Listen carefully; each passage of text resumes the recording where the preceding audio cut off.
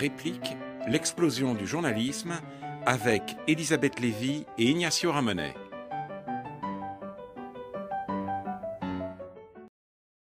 Moi, j'ai choisi de faire un site pluraliste, c'est-à-dire, alors vous pourrez dire qu'il y a une sensibilité, que les gens soient de gauche ou de droite, qu'il y a peut-être une sensibilité réac, mais c'est un site pluraliste et je publie des articles qui me mettent hors de moi par rapport à mes propres convictions. Et on s'engueule beaucoup. Ça, pour moi, c'est très important. C'est aussi pour ça que je tiens, si vous voulez, à ce que nos adversaires, y compris des gens qui nous insultent de façon un peu stupide, aient accès aux commentaires, parce que je n'ai pas envie qu'on discute dans l'entre-soi. Mais là où vous avez raison, et je voudrais donner un exemple qui me paraît très intéressant.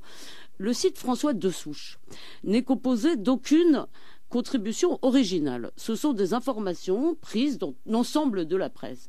Simplement, ces informations sont sélectionnées, évidemment, avec un unique prisme. Qui consiste à montrer les méfaits de l'immigration. Enfin, je ne vous fais pas de dessin. Et c'est vrai, ça répond tout à fait à ce que vous dites, on est dans l'entre-soi. Mais encore une fois, tout ce que vous dites, Alain Finkielkraut, montre une chose, c'est qu'Internet peut-être grossit, aggrave les défauts du monde contemporain. Je crois que cette question de l'entre-soi existait déjà. J'ai toujours trouvé que moi, ce qui m'a toujours posé problème et qui me pose encore problème dans un certain nombre d'émissions ou de journaux, ce n'est pas que certaines convictions y soient représentées, c'est qu'elles y soient seules et qu'elles ne soient pas face à la contradiction.